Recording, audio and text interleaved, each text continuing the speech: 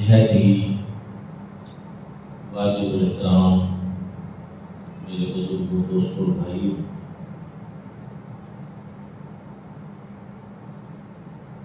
بہت سارے اہل سنت کے معمولات ایسے ہیں جو قرآن و سنت سے ثابت شدہ بھی ہیں، لیکن عوام الناس کو عام طور پر ان کے دلائل معلوم نہیں ہوتے یا یاد نہیں ہوتے، وہ اپنے علماء پر اعتماد کرتے ہیں اور ایک ذہن اور نظریہ اپنا بنا لیتے ہیں۔ وقتاً فوقتاً جہاں ہم اصلاح احوال کی کوشش کرتے ہیں اور زیادہ زور کی اصلاح معاشرہ پہ دیتے ہیں، وہاں ساتھ ہی ساتھ کبھی کبھی اپنے عقیدے کی اصلاح بھی بڑی ضروری ہوتی ہے۔ اصلاح عقائد پہ بھی وقتاً فوقتاً بات ہوتی رہنی چاہیے۔ پچھلے دنوں میں سن رہا تھا ایک محترم جوید عامری صاحب ان کی گفتگو کو کہ کسی نے پوچھا کہ دعا مانگتے ہوئے اللہ رب العزت کی بارگاہ میں کوئی وسیلہ پیش کرنا کیسا ہے؟ انہوں نے کہا کہ اس میں وسیلے کی کیا ضرورت ہے؟ اللہ رب العزت سے مانگے، غیر کسی وسیلے کے مانگے، وہ سنتا بھی ہے، اور اسی سے مانگے، کسی وسیلے وغیرہ کی ضرورت نہیں۔ بڑے دھڑلے سے یعنی وہ یہ بات کر رہے ہیں۔ اب آپ کا اس میں بہت ساری سمجھنے والی چیزیں ہیں کہ ایک بات یہ یاد رکھیں کہ عقیدہ کسی ایک بات سے نہیں بنتا۔ جب بھی آپ نے کوئی حکم لگانا ہو کہ ایسا کرنا جائز ہے یا جائز نہیں ہے، تو اس کے لیے ضروری ہے کہ قرآن و سنت کی تمام چیزیں ان کو آپ پیش نظر رکھیں۔ ایک آیت کریمہ ہے، اگر اس کے ساتھ ساتھ کچھ اور آیات کریمہ بھی ہیں، ایک حدیث مبارکہ ہے، کچھ اور احادیث مبارکہ بھی ہیں، ان سب کو آپ پڑھیں، سب کو سامنے رکھیں، اور پھر اس کے بعد آپ ایک ایسا حکم لگائیں جو اس طرح کا قطعی حکم ہو۔ تو احباب ذکر، یہ وسیلہ اللہ رب العزت کی بارگاہ میں پیش کرنا یہ ایسی چیز ہے کہ اللہ رب العزت نے قرآن مجید فرقان حمید میں خود وسیلہ تلاش کرنے کا حکم ارشاد کیا۔ یا ایھا الذین آمنوا اتقوا اللہ وابتغوا الیہ الوسیلہ، اے ایمان والو اللہ سے ڈرو اور اس کی طرف وسیلہ تلاش کرو۔ اب حیران کن بات یہ ہے کہ جب اللہ رب العزت خود قرآن پاک میں وسیلے کو اختیار کرنے کا، وسیلے کو تلاش کرنے کا اس طرح حکم دے رہے ہیں، تو پھر انسان وسیلے کا انکار کیسے کر سکتا ہے؟ اور پھر یہاں ایک آیت کریمہ نہیں، بہت ساری اور آیات کریمہ ہیں جن سے یہ استشہاد ہوتا ہے، جس سے یہ مسئلہ ثابت ہوتا ہے۔ پھر احادیث مبارکہ کا وسیع ذخیرہ بھی ہے۔ تو جو آیت کریمہ میں نے خطبہ میں پڑھی، ہر فاتحہ جب ہم نماز پڑھتے ہیں تو ہر نماز میں فاتحہ میں ہم یہ پڑھتے ہیں ایاک نعبد و ایاک نستعین، تیری ہی عبادت کرتے ہیں ہم، تجھی سے مدد مانگتے ہیں ہم۔ یہاں احباب ذی وقار قاضی بزاوی علیہ رحمہ جیسے مفسر نے بڑی خوبصورت گفتگو کی کہ یہاں اللہ رب العزت کی بندہ بندگی کر رہا ہوتا ہے، عبادت تو کر رہا ہوتا ہے، جب نماز پڑھ رہا ہے، جب فاتحہ پڑھ رہا ہے تو عبادت تو کر رہا ہے، تو کیا وہ اللہ کی مدد کے بغیر کر رہا ہے؟ عبادت کر رہا ہے، تو پھر اس کا مطلب کیا ہے؟ ایاک نعبد، تیری عبادت کرتے ہیں ہم، و ایاک نستعین، اور تجھی سے مدد مانگتے ہیں ہم۔ چاہیے یہ تھا کہ مدد پہلے مانگی جاتی، عبادت بعد میں کی جاتی، کہ اللہ کی مدد شامل حال ہوگی، توفیق ہوگی تو بندہ عبادت کر سکے گا، لیکن یہاں معاملہ اس کے برعکس ہے، اور یہ اللہ رب العزت نے خود ارشاد فرمایا۔ یہ کسی مفتی صاحب کا، عالم دین کا دیا ہوا درس نہیں، قرآن پاک میں اللہ رب العزت نے فاتحہ میں اسی طرح نازل فرمایا، ایاک نعبد و ایاک نستعین۔ تو اس کی وجہ کیا ہے، اس کی حکمت کیا ہے؟ اگر اللہ رب العزت نے اس طرح ارشاد فرمایا ہے تو یہ اسلوب کسی حکمت سے خالی نہیں ہے۔ تو کہتے ہیں اس کی حکمت یہ ہے کہ اصل میں عبادت جو ہے وہ اللہ رب العزت کو راضی کرنے کے لیے کی جاتی ہے، اللہ رب العزت کی بارگاہ میں حاضری لگوانے کے لیے کی جاتی ہے، اپنا ایک فریضہ ادا کرنا ہوتا ہے، اور اس کے بعد جو ہے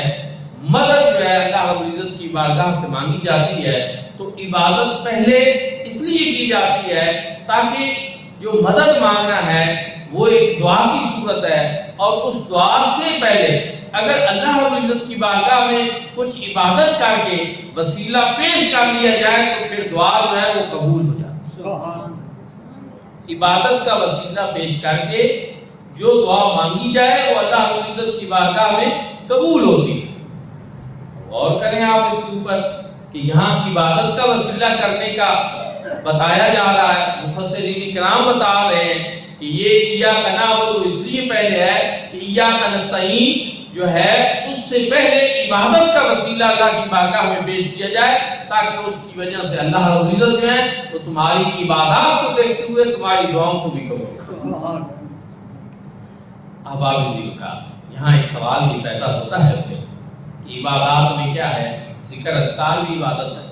عبادات میں نماز بھی عبادت ہے، قرآن پاک پڑھنا یہ عبادت ہے، درود پاک پڑھنا عبادت ہے۔ حالانکہ درود اور دعا کے حوالے سے بھی حدیث مبارکہ موجود ہیں کہ کوئی دعا اس وقت تک قبول ہی نہیں ہوتی جب تک کہ اس سے پہلے درود پاک نہ پڑھ لیا جائے یا اس کے آخر پہ درود پاک نہ پڑھ لیا جائے۔ تو یہ ساری چیزیں جب ان کو ہم ملا کر دیکھتے ہیں تو پتہ یہ چلتا ہے کہ دعا کی قبولیت کے لیے جو ہے وہ عبادت کا پہلے ہونا اچھا ہے، ضروری ہے، اور یہ واسطہ اور وسیلہ ہے اللہ رب العزت کی بارگاہ میں تاکہ دعا قبول ہو۔ اللہ رب العزت نے قرآن پاک میں ارشاد فرمایا فَإِذَا فَرَغْتَ فَانصَبْ وَإِلَىٰ رَبِّكَ فَارْغَب، کہ جب تم نماز سے فارغ ہو جاؤ تو پھر اللہ رب العزت کی بارگاہ میں دعا مانگو۔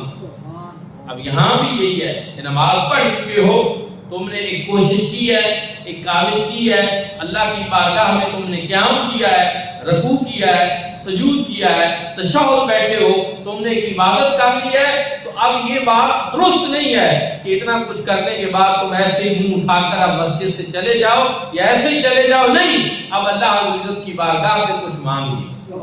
تاکہ وہ تمہیں اس کے اجر کے طور پر، مزدوری کے طور پر تمہیں کچھ عطا فرمائے۔ اللہ رب العزت چاہتے ہی ہے کہ جب عبادت بندہ کر لے اس کے بعد اس کی بارگاہ میں دعا مانگی جائے، کیونکہ اب اس نے اللہ رب العزت کی بارگاہ سے کچھ لینے کے لیے ایک ایسا واسطہ اور وسیلہ بنا لیا ہے کہ جس کے توفیل اللہ رب العزت اس کی دعا کو شرف قبولیت عطا فرمائے۔ دوستان ذوالفقار، یہاں میں پھر آپ سب سے ایک سوال بھی پوچھنا چاہتا ہوں کہ نماز افضل ہے، نماز کا وسیلہ افضل ہے یا حضور نبی کریم صلی اللہ علیہ وسلم کی ذات کا وسیلہ افضل ہے؟ ذکر اذکار کا وسیلہ افضل ہے یا حضور نبی کریم صلی اللہ علیہ وسلم کی ذات کا وسیلہ افضل ہے؟ اگر کریم آقا علیہ السلام کی جلوہ گری ہی نہ ہوتی تو کائنات میں کیا ہوتا؟ کچھ بھی نہ ہوتا۔ کائنات میں یہ جتنی نعمتیں اللہ رب العزت نے ہمیں عطا فرمائی ہیں، یہ ساری کی ساری نعمتیں حضور نبی کریم صلی اللہ علیہ وسلم نے۔ تو پھر پتہ ہی چلا کہ اگر دوسری عبادات کا وسیلہ پیش کرنا یہ اچھا ہے، دعائیں قبول ہوتی ہیں، تو پھر حضور نبی کریم صلی اللہ علیہ وآلہ وسلم کا وسیلہ دعا مانگنے سے پہلے اللہ رب العزت کی بارگاہ میں پیش کرنا یہ تو پھر بدرجہ اولا بہتر ہے۔ جناب آدم علیہ السلام کو اللہ رب العزت نے ارشاد فرمایا کہ تم اور تمہاری زوجہ محترمہ دونوں جنت کے اندر رہو، لیکن لا تقربا هذه الشجرة فتكونا من الظالمین، اس درخت کے قریب تم دونوں نے نہیں جانا ورنہ ظالموں میں سے جاؤ۔ اللہ رب العزت کی حکمت بھی تھی، روکا بھی صحیح، پھر اس درخت کے قریب حکمت خداوندی کے تحت پہنچ بھی گئے، پھر اللہ رب العزت نے زمین پہ بھیج وہ جنت کی اپنی بہاریں اللہ رب العزت کی بارگاہ کا وہ قرب، اور پھر جب دنیا پہ آئے تو یہاں دنیا کی تلخیاں چیزیں ساری حضرت آدم علیہ السلام رونے لگے۔ مفسرین اکرام نے بیان کیا ہے کہ 350 سال ہوتے رہے، التجا کرتے رہے، دعائیں کرتے رہے، ربنا ظلمنا انفسنا وَإِن لَّمْ تَغْفِرْ لَنَا وَتَرْحَمْنَا لَنَكُونَنَّ مِنَ الْخَاسِرِينَ، دعا بھی مانگتے رہے، سب کچھ کرتے رہے، 350 سال ہوتے رہے، لیکن توبہ قبول نہیں ہوئی، دعا قبول نہیں ہوئی۔ پھر اللہ رب العزت نے ان کے دل میں یہ بات القاء کی، رب تعالیٰ نے ان کے دل میں یہ بات ڈالی کہ ذرا وہ وقت یاد کرو کہ جب تم جنت میں تھے تو وہاں جنت میں جہاں اللہ رب العزت کا نام لکھا تھا تو اس کے ساتھ حضور نبی کریم صلی اللہ علیہ وسلم کا نام لکھا تھا، تو یقیناً اللہ رب العزت نے جن کا نام اپنے نام کے ساتھ لکھا ہے وہ اللہ کی محبوب اور مقبول ہستی ہیں، تو کیوں نہ میں ان کے نام کا وسیلہ پیش کروں تاکہ اس کے طفیل اللہ رب العزت میری توبہ قبول۔ قرآن پاک میں اللہ رب العزت ارشاد فرمایا فَتَلَقَّىٰ آدَمُ مِن رَّبِّهِ كَلِمَاتٍ فَتَابَ عَلَيْهِ إِنَّهُ هُوَ التَّوَّابُ الرَّحِيمُ۔ اللہ رب العزت نے جناب آدم علیہ السلام کے دل میں چند کلمات القاء کی، فَتَلَقَّىٰ آدَمُ مِن رَّبِّهِ كَلِمَاتٍ، ان کے دل میں وہ کلمات القاء کیے، ان کی مدد سے جب انہوں نے ان کے واسطے اور وسیلے سے اللہ کی بارگاہ میں توبہ کی تو اللہ رب العزت فرماتے ہیں فتاب علیہ، پھر ہم نے دیر نہیں لگائی، فوراً ہی ان کی توبہ کو قبول۔ سبحان اللہ۔ یہ فا جو ہے نا یہ تاکید ما وصل کے لیے آتا ہے، جلدی کے لیے آتا ہے، فوراً کے لیے آتا ہے کہ فتاب علیہ۔ پہلے آپ سن رہے ہیں مفسرین کرام نے لکھا ہے 350 سال ہوتے ہیں لیکن دعا قبول نہیں ہوئی، لیکن جب انہوں نے حضور نبی کریم صلی اللہ علیہ وآلہ وسلم کا وسیلہ پیش کیا تو پھر اللہ تعالیٰ فرماتے ہیں ہم نے دیر نہیں لگائی، فوراً ہی ان کو دعا کو، ان کی توبہ کو قبول کر۔ اس بات کو کہ حضرت آدم علیہ السلام نے حضور نبی کریم صلی اللہ علیہ وآلہ وسلم کا ہی وسیلہ پیش کیا، خاتم المفسرین شاہ عبدالعزیز محدث دہلوی رحمۃ اللہ تعالیٰ علیہ نے اپنی تفسیر عزیزی میں اس بات کو ذکر کیا، حضور ضیاء الامت رحمۃ اللہ تعالیٰ علیہ نے تفسیر ضیاء القرآن میں ذکر کیا، اہل سنت کے جتنے مصطلح مفسر گزرے ہیں سب نے اس مقام پہ حضرت آدم علیہ السلام کے حوالے سے یہ ذکر کیا ہے کہ انہوں نے دعا مانگی اللہم انی اسألک بحق سیدنا محمد، اے اللہ میں تجھے محمد عربی صلی اللہ علیہ وآلہ وسلم کا وسیلہ پیش کرتا ہوں، ان کے وسیلے سے میری توبہ قبول۔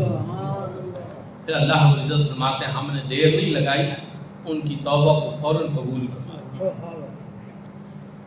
خلیفہ سلیمان بن عبد الملک عباسی خلفاء میں سے تھا، وہ مدینہ پاک حاضر ہوا اور اس نے محدث مدینہ حضرت امام مالک رضی اللہ تعالیٰ عنہ ان سے پوچھا، چونکہ وہاں بادشاہوں کے لیے آج بھی یہی چیز ہے کہ جب وہ حاضر ہوتے ہیں تو مواجہ شریف کے سامنے جب جاتے ہیں تو اپنی مرضی سے کچھ نہیں کہتے، بلکہ وہاں کے کسی مفتی اعظم کو بلایا جاتا ہے، کسی بڑے محدث کو بلایا جاتا ہے، کسی بڑے عالم کو بلایا جاتا ہے جن کی مسجد نبوی شریف میں کوئی ڈیوٹی ہوتی ہے، تو وہ آتے ہیں، وہ آگے سے کلمات بیان کرتے ہیں، پھر وہ انہی کلمات کو دہراتے ہیں کہ ہم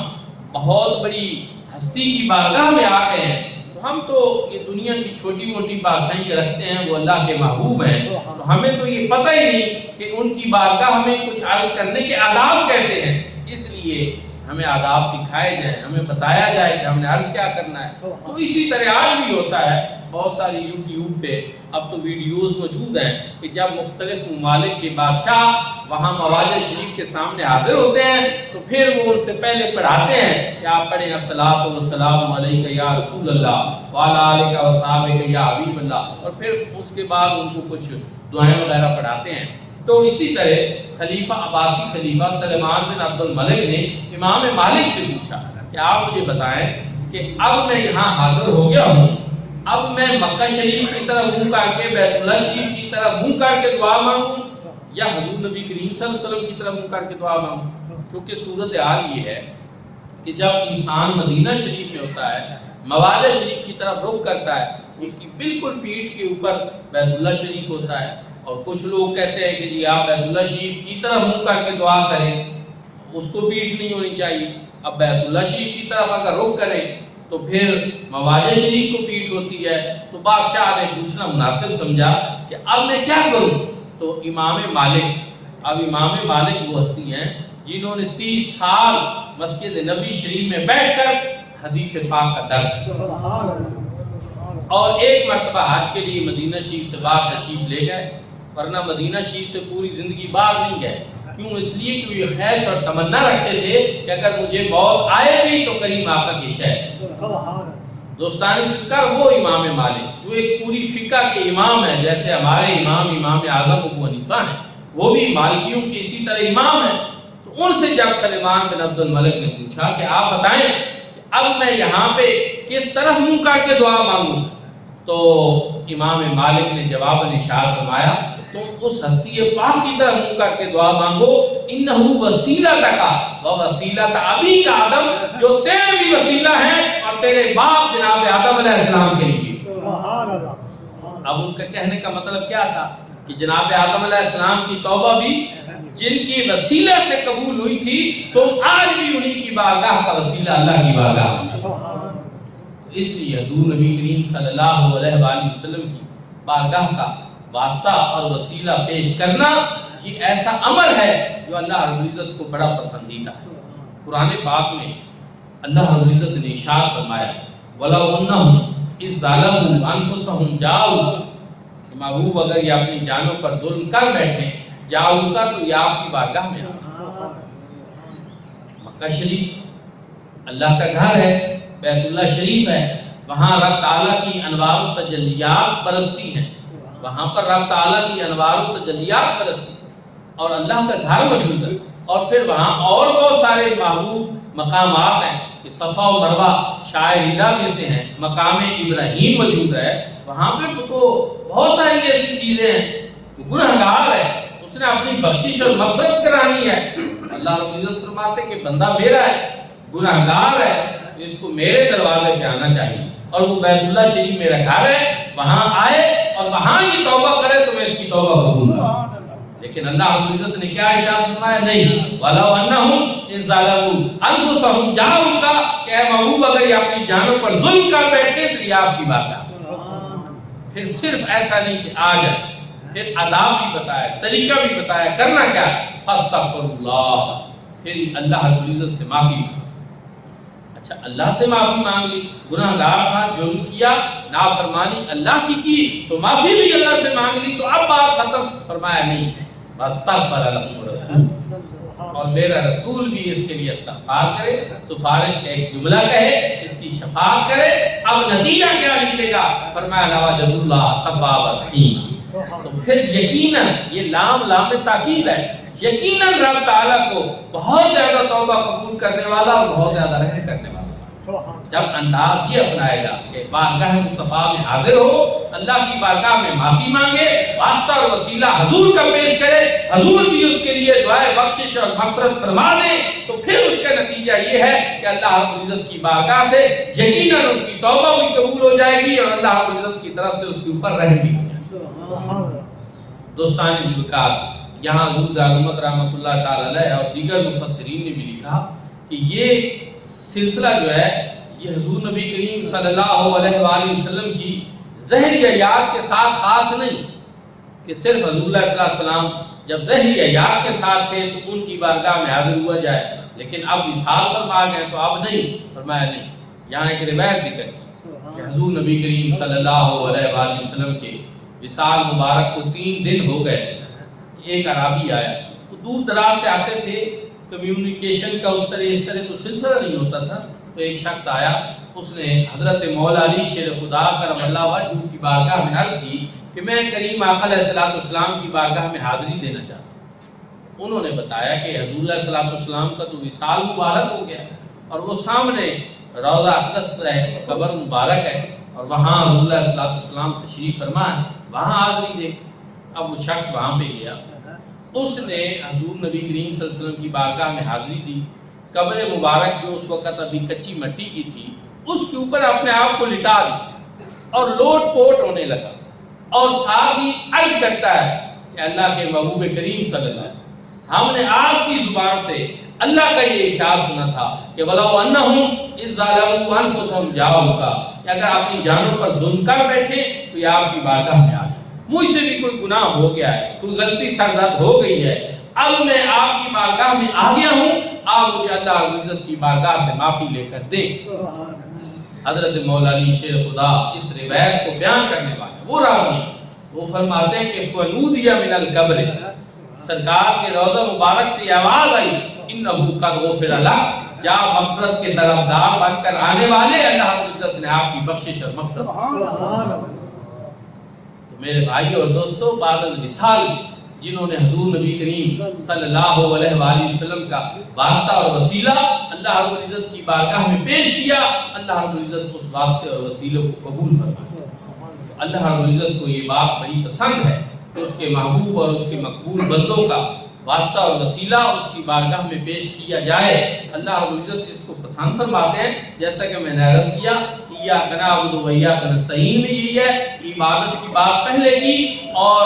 دعا کی بات بعد میں کی، مدد اور اعانت کی بات بعد میں کی، تاکہ پہلے عبادت کے ذریعے یہ میری بارگاہ میں اپنا کچھ واسطہ اور وسیلہ پیش کر لیں، اس کے بعد یہ دعا مانگیں تو اس کی وجہ سے میں ان کی دعا کو شرف قبول۔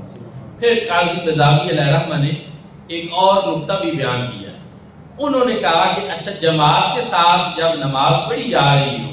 تو پھر تو ٹھیک ہے کہ ایاک نعبد و ایاک نستعین، یہ نعبدو یہ جمع متکلم کا صیغہ ہے کہ تیری عبادت کرتے ہیں ہم، نستعین بھی جمع متکلم کا صیغہ ہے کہ کوئی سے مدد مانگتے ہیں ہم۔ لیکن جب بندہ اکیلا نماز پڑھ رہا ہوتا ہے تو اس وقت تو وہ اکیلا ہوتا ہے، اس وقت جمع کے صیغے بولنے کا پھر مقصد کیا ہے کہ تیری عبادت کرتے ہیں ہم، تجھی سے مدد مانگتے ہیں ہم، اور یہ بندے نے خود نہیں پڑھا نا، یہ اللہ رب العزت نے فاتح شریف نازل فرمائی، رب تعالیٰ نے فرمایا، اور حضور نبی صلی اللہ علیہ وسلم نے اس بات پہ زور دیا کہ لا صلاۃ الا بفاتحۃ الکتاب، کہ فاتحہ پڑھنا ہمارے لیے واجب ہے۔ رسول اللہ صلی اللہ علیہ وسلم نے فرمایا کہ وہ نماز ہی نہیں ہوتی جس میں فاتحہ شریف نہ پڑھے۔ اب اکیلا پڑھ رہا ہے، صیغے جمع کے بول رہا ہے، تو اس کی وجہ کیا ہے؟ تو اس کی وجہ حدیث پاک میں بیان کی گئی کہ جب بھی کوئی نمازی نماز پڑھتا ہے، اکیلے بھی نماز پڑھتا ہے، تو اللہ رب العزت نے فرشتوں کو فرما رکھا ہے کہ بندے کی اکیلی عبادت کو میری بارگاہ میں پیش مت کرنا، بلکہ جو میرے محبوب اور مقبول بندے ہیں ان کی عبادات میں شامل کر کے میری بارگاہ میں ان کی عبادت کو پیش کرنا، تاکہ میں اپنے مقبول اور محبوب بندوں کی عبادت کو دیکھتے ہوئے اپنے گناہگاروں کی عبادت کو بھی قبول کروں، لعلہ تقبلها وتجابها الیہ، تاکہ میں اپنے محبوب اور مقبول بندوں کی عبادت کو دیکھتے ہوئے اپنے گناہگار بندوں کی عبادت کو بھی قبول کروں۔ اس سے پتہ یہ چلا کہ پھر اللہ کے محبوب اور مقبول بندوں کی عبادات نے بھی فائدہ دیا، ان کی ذات نے بھی ہمیں فائدہ دیا، وہ اللہ کی بارگاہ میں ہماری عبادات کی قبولیت کا ایک ذریعہ بن گئے، اور ان کی وجہ سے اللہ رب العزت نے ہمارے گناہگاروں کی عبادت کو بھی قبول کیا۔ آپ کا اگر کوئی دوست جو ہے وہ جنوبی پنجاب میں رہتا ہو، ابھی آموں کا موسم آ گیا ہے یا آ رہا ہے، وہ وہاں سے آموں کی ایک پیٹی بھیج دے کہ یہ میری طرف سے تحفہ ہے، میرے علاقے کی چیز ہے، آپ قبول فرمائیں، وہاں سے گاڑی پہ رکھوائے، آتے ہوئے راستے میں گرمی کی شدت بھی ہو، پھر گاڑی میں اس کو ٹھوکر لگے، ایک دو آم اس میں سے خراب ہو جائیں، تو جب آپ اس کا تحفہ قبول کریں گے تو پھر وہ جو خراب آم ہیں وہ نکال کر دوبارہ اس کی طرح واپس بھیج دیں گے، یہ تو خراب ہو گئے ہیں، تحفہ آپ نے بھیجا ہے، جو صحیح تھے وہ تو میں نے قبول کر لیے ہیں،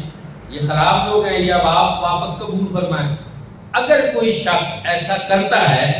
تو کہا جائے گا کہ اس نے بڑی بد تہذیبی بد اخلاقی کی ہے، اس نے تحفے کی قدر نہیں کی، تو اس نے کتنی محبت سے بھیجے، راستے میں اگر کسی وجہ سے وہ خراب ہو بھی گئے ہیں تو ایسا بنتا نہیں تھا۔ اب محبت کا تقاضا، اخلاق کا تقاضا یہی ہے، لطف و کرم کا تقاضا یہی ہے کہ اس کے سارے تحفے کو قبول کریں۔ اللہ رب العزت بھی یہی چاہتے ہیں کہ جب میرے محبوب اور مقبول بندوں کی عبادات جو میری طرف ایک تحفہ بن کر آتی ہیں، گناہگاروں کی عبادات ان میں شامل ہو جائے، تو میں اپنے محبوب اور مقبول بندوں کی مقبول عبادات کو دیکھتے ہوئے ان گناہگاروں کی عبادات کو بھی کروں۔ کیونکہ اب رب تعالیٰ کی ذات جو ہے اس کی شان کرم سے تو یہ بعید ہے کہ وہ اپنے گناہ گاروں کی عبادات کو جو ہے وہ واپس کرے کہ نہیں میں نے ان کی قبول کرنی ہے ان کی نہیں کرنی. یہ رب تعالیٰ کی شان لطف و کرم سے بعید ہے. تو جب وہ اپنے نیک اور مقبول بندوں کی عبادات کو قبول کرتا ہے تو ان کے واسطے اور وسیلے سے وہ اپنے گناہ گاروں کی عبادات کو بھی قبول کرتا ہے. دوستان تک یہی چیز ہے. حضور نبی کریم صلی اللہ علیہ وآلہ وسلم شب معراج جب گئے اللہ رب العزت نے ارشاد فرمایا السلام علیکہ ایھا النبی ورحمۃ اللہ وبرکاتہ. تو حضور نبی کریم صلی اللہ علیہ وآلہ وسلم پہ